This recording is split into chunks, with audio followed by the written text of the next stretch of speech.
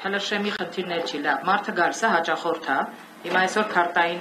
գումարները գիտեք, որ ամենաշատ գործոնն ունեն, ճիշտ է, մարդ իր աշխատավարձը ստացել է, քարտի մեջ է չի հանել, եւ ասում է կարող եմ քարտով ստանալ, այսինքն դուք գիտեք, որ մեր շրջանառությունը մեզ հետ կապված չի,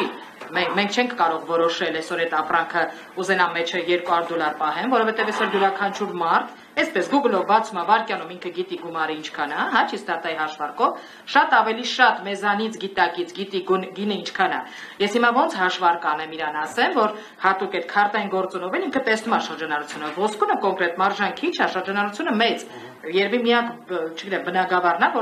որ այդպես է, չէ՞։ Շրջանառությունը մեծ է։ Օրինակ 300,000 դրամանոց ցեպի մեջ մենք ուզենք չուզենք ամենաշատը 7-ից 8,000 դրամ է մնում, որովհետև հաշվարկ կա։ Հաճախորդն ասում է թանկ ես ասում, չեմ կարող շատ ասել, բայց եթե 300,000 դրամով ինքը քարտով անցկացրեց, դա գալիս է 5%, ինչքան է 300,000 դրամ։ Ավելորդ գումար ուզեմ, հա, հաճախորդից, որ պետությանը վճարեմ դրա համար։ Կոնկրետ ոսկունը ում դիմենք, որ Նայեք, այդտեղ հարկի առաջացում չկա։ Տեսեք, ձեր մոտ երկու դեպքն կարող է լինի։ Դուք եթե օրվա կուրսով եք վերահաշվարկ կատարում, հա, ձեր մոտ համ եկամուտ կարա լինի, համ վնաս։ Ես պարզ ասեմ, դուք բոլորդ, ես որ ասում եմ, ոսկին հաշվարկում եք, հա, օրվա կուրսով։ Օրինակի համար, եթե դուք ունեք մի հատ զարդ $1,000 եք վաճառում,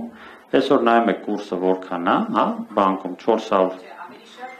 ապրանքները, պարոն Քյան, օրինակ այնտեղ զարդեր կան, որոնց վրա կան ադամանտներ,